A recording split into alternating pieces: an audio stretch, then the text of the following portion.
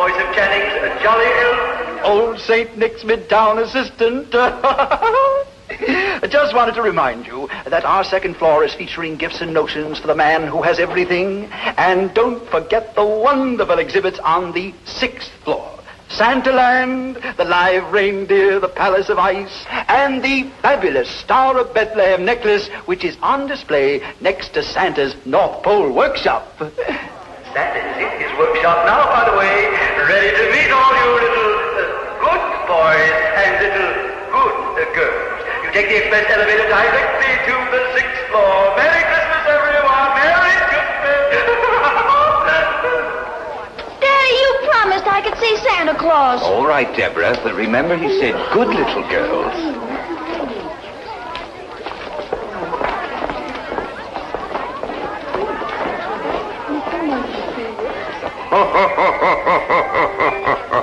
And what do you want, Sonny? A submachine gun that shoots real bullets.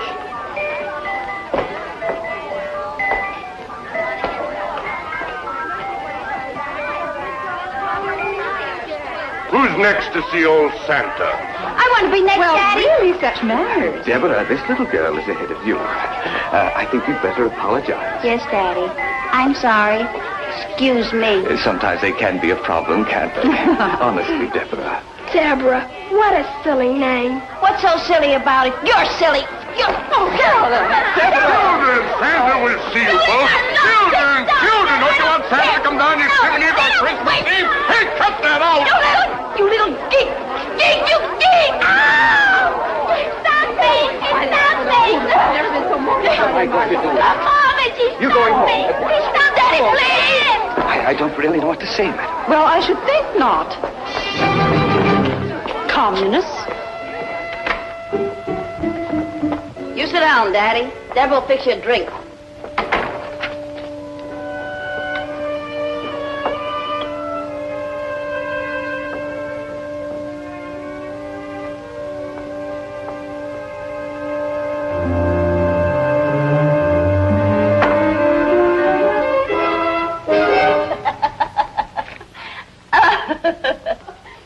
What's so funny? That Carol and Brad sure played a perfect straight. It was a cinch getting into a brawl with that one. Yeah, you overplayed it. I saw you stick a pin in the kid. How many times do I have to warn you to watch that temper of yours? I hate kids. Anyway, I had to defend myself. That little monkey had claws. Yeah, so is the law. It worked, didn't it? Yeah, it worked. All right. Hey, what'd you get from the Bratz old lady? This.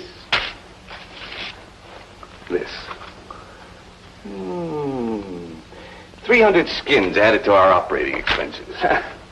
So when do we start operating? Relax. We still got a few more shoplifting days till Christmas. That's what I mean. That string of rocks won't be on display at Channing's after Christmas. If we're going to hit it, we got to hit it soon. Now we'll hit it as soon as we pay off the nut. You got any more dough, you won't have to heist the Star of Bethlehem necklace. You'll be able to buy it. I don't get it. You got a blueprint to Channing's 6th floor paid for. You got the diagram to the burglar alarm paid for. You got the model to the lock and key to the glass case paid for. What do you want to buy now? A Queen Victoria costume so you can wear the thing out of the store? Now you forget. We can't walk out with that necklace without leaving a dummy in its place. We never get past the glove counter. All right, so where's the dummy? Where's the dummy? That thief Magruder's been working on it for 3 weeks. And that's been paid for. Yeah, only now he wants 150 more because we're rushing him. 150 more than we got today, that is. We get that, we get the dummy, then we get the necklace. So that's how it is, huh?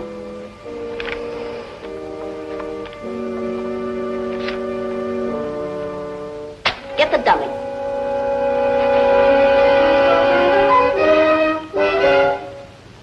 How'd you get this? Same way you got that. Holding out on me, huh? Who is this for, the boyfriend? Now look, this is a business partnership, see? I don't like this holding out. You don't get greedy until after we get that necklace. Then you can take your share, and you and your boyfriend can go and take a great big jump. Or in your case, a little one. Hey, watch with the little. All right, sure. Anyway, thanks for the dough. Thank you and Waldo Feebly, whoever he is. He is Santa Claus. Hey, sure is. Who? I just told you I rolled Santa Claus. You ruled Santa Claus? You mean down at Channing? Nobody saw me. Nobody saw me. But even the dumbest flatfoot could figure that only a kid could get close enough to Santa Claus to clip him. That's what I get for trying to make a smart operator out of a pinhead. Who's a pinhead? Now get this and get this straight. Without me, you spend the rest of your life on a bally stand between the steam fiddle and the steak eaters. From now on, you stay with it. Do what I say when I say it, or so help me out. I'll drop you right now. You understand? Yeah, I understand. You still want to buy that hotel in Sarasota, don't you? You and the boyfriend? Well, then stay with it. This is the big one, the one we've been working towards. And nothing's going to stop us now. Nothing and nobody. $185, my social security card and my driver's license. And my wife don't believe it was lifted. She says I was out on the toot, and she also said... All right, Santa Claus, hold your reindeer. If you lost your wallet here in the store, Mr. Craner said Channing's will make it good. But are you sure you lost it while you were on duty? Absolutely. I put it in here when I was getting dressed. And when I quit for lunch, it was gone. But, Mr. Freebley, nobody but the children could have gotten that close to you. Well, the way they pour all over me, any one of them could have done it. Now, that's just nonsense. Really, Freebley, your rest period is over. Okay, I'll go back to work. But my heart won't be in it.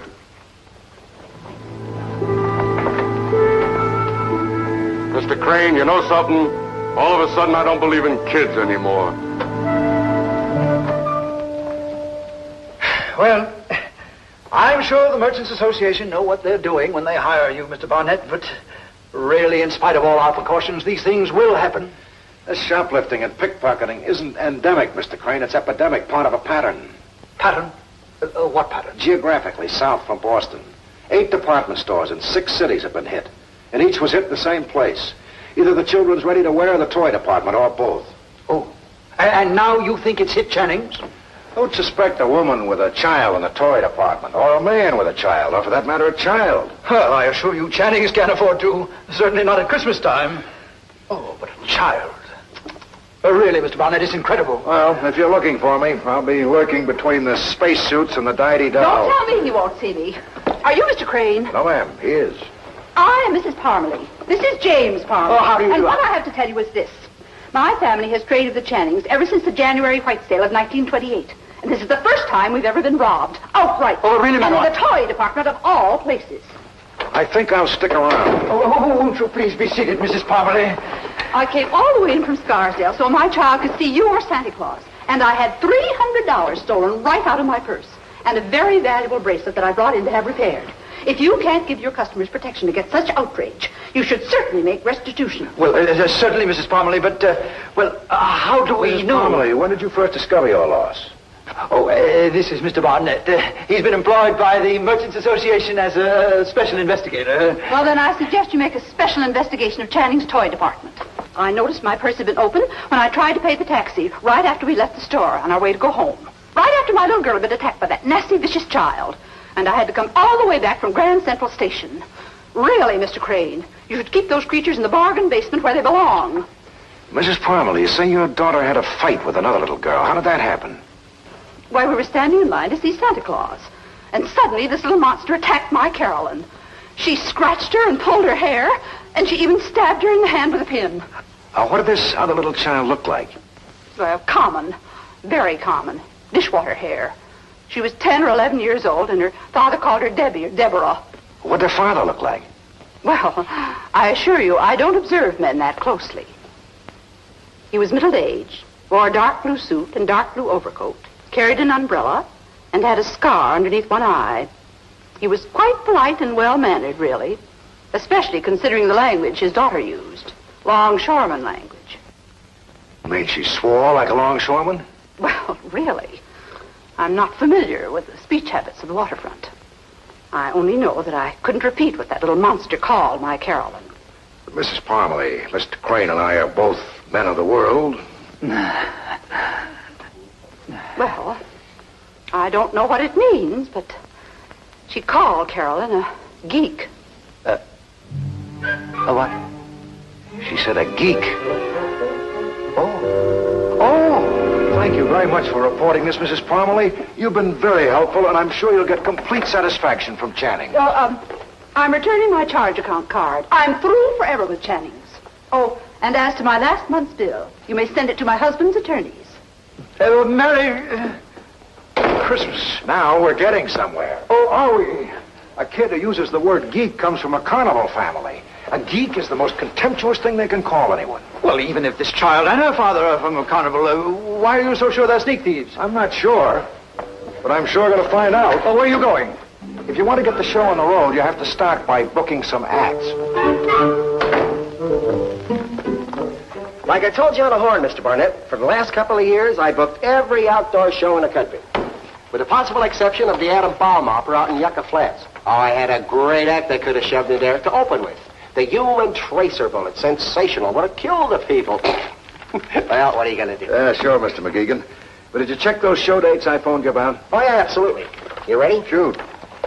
August 23 to 30, Washington, Vermont. County Fair. Right handy to the Montpelier department store. September 1 to 14, New Hampshire State Fair at Goffstown. Just outside Manchester. Week of September 18th, Wachusett Fair. That's near Worcester, Mass. Next, there was the Brockton Fair. That takes care of Boston. Now, was there anything near New Haven around the 1st of October? Well, it could be. The town of Cudliptown had an outdoor tricentennial... Well, whatever it is on this date. Cudliptown. How about that? You tell me where it's near. Danbury Fair winds up there. That one I know. Now, what happens to these people after that? Well, after that, the outdoor shows all fold up. The acts all come in here and hit me for coffee money till spring. In other words, most of them come to New York for the winter. Yeah, a lot of them do. We book some of them on TV. Fine.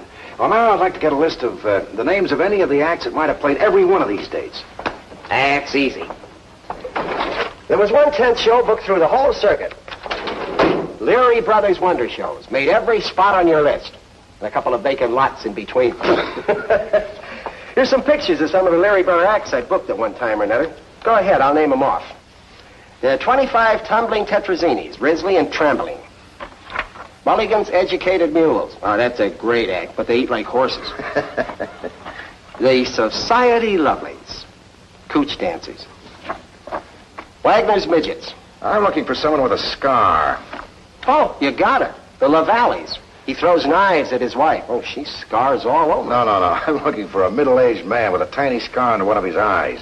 Huh. Well, all the rest are young guys or dames or elephants. Hey, what's that one? That? Well, that's Professor Kincaid. Sleight of hand. He looks kind of young to be middle-aged. Picture was made in 34. Yeah, he'd be a lot older now. Know what I mean? Let me see that. No scar. Coffee stains. Now look. Hey, that's it. Professor Kincaid and his 10 magic fingers. Prestidigitator. Has wardrobe and car. What else do you know about him?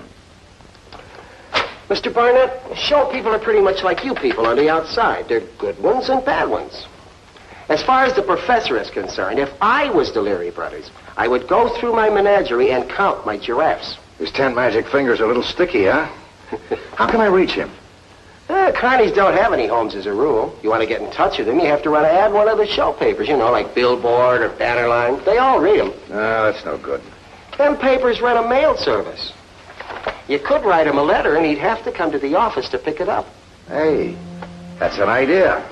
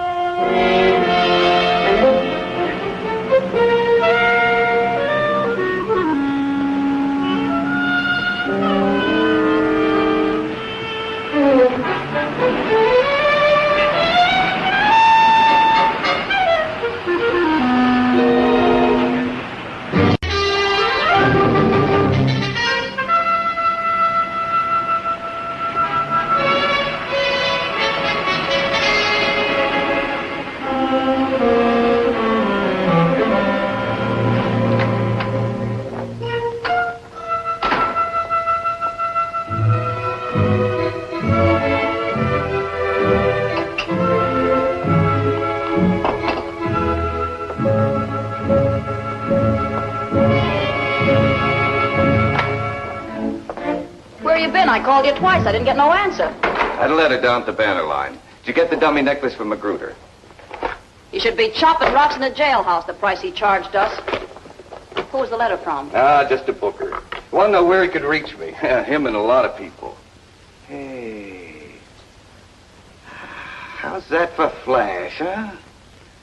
Queen Victoria herself would know that was a dummy. Unless she tried to hawk it. Very pretty, but I'd feel a lot more impressed looking at the one Channing's got. When do we make the trade? Tonight. They're open till 11. We'll hit them just before closing time and be on the train for Florida before the alarm stops ringing. Okay.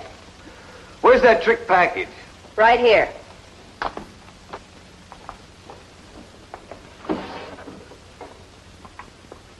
Everybody carries a Christmas package in a department store, but I'll be the only one that carries one like this. What do I wear this time? The Goldilocks again? Nah, not after that goof you pulled with Santa Claus. We can't take a chance on you being recognized. Make it the brunette. This is one act I'll be glad to break up, I don't mind telling you. This routine is harder than playing Philadelphia on Sunday. You expecting anybody? How could I? Nobody knows I'm here. I better answer it. Just a minute.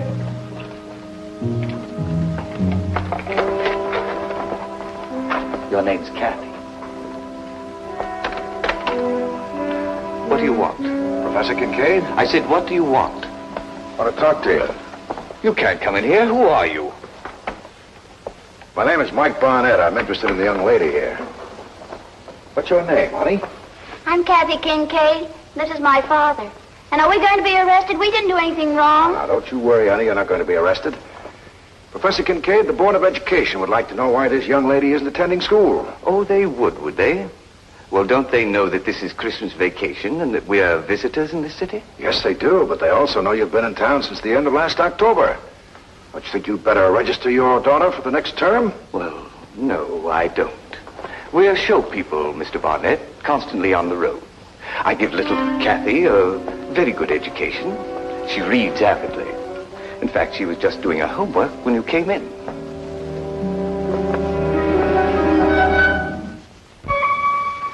Professor, if you intend settling in New York, you'd better observe our state laws. Oh, please, mister, don't hurt my daddy. I'll go to school every single day. I promise you. I'm sure everything will be straightened out. I'm sorry if I alarmed you, Professor, but we must keep an eye on these things. You just take care of that, huh? That's a funny one. Imagine you in 6th grade. Look what I got. Yes? Yep. We'll need cash on the train. What'd you expect to tip the porters in diamonds? Here, let me count it. Truant officer, huh? Special investigator. There, you did it again. What does it mean? It means we're not going to wait till tonight to hit that necklace. We're going after it right now. Well, that was quick. See if your book department can get that book. Did you meet the child? There isn't any child. I said it was incredible. I went to Kincaid's flat. There were 2 drinks of whiskey on a dresser. 2? The ice cubes hadn't even melted. They'd just been mixed. 2 drinks. Who else was in the room? Just Kincaid and a tiny little lady named Kathy. Oh, but you said... I said there was no child. But there was a young lady apparently old enough to drink a highball, but not tall enough to stir one. Incredible. Yep. And as soon as that book arrives, maybe I can stir up a little something myself. The book. Oh, yes. Miss Bell, book department, please.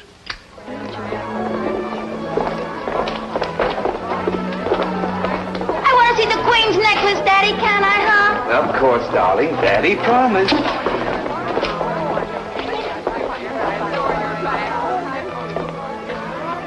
Oh, look at it.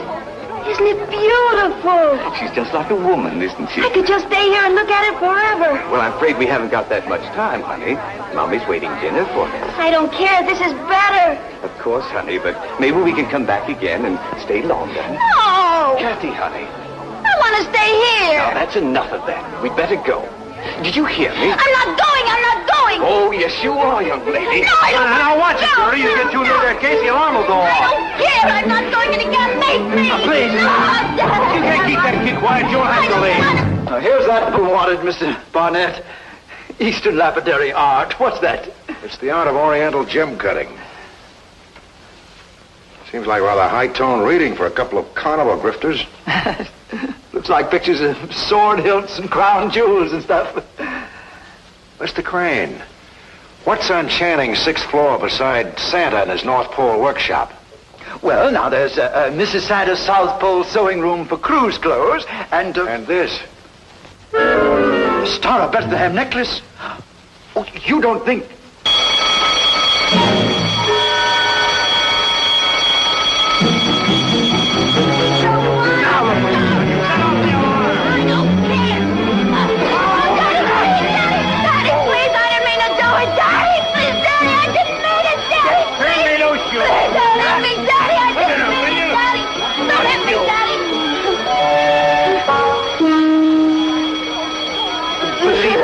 This is all my fault. I'll go right down to the store manager and tell him so. Wait till you get home. Naturally, I'll pay the damages. The necklace, is it all right? Yeah, and a good thing for me that it is, too.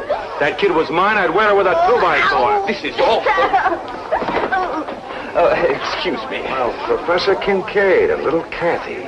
Well, don't worry, Mr. Crane. The necklace is safe. Here it is.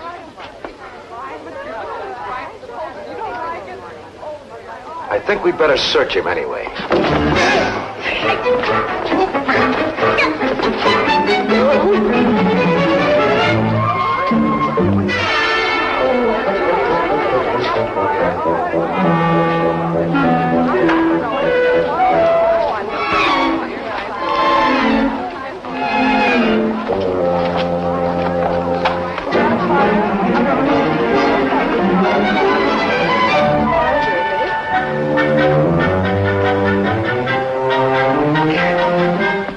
Where's the girl?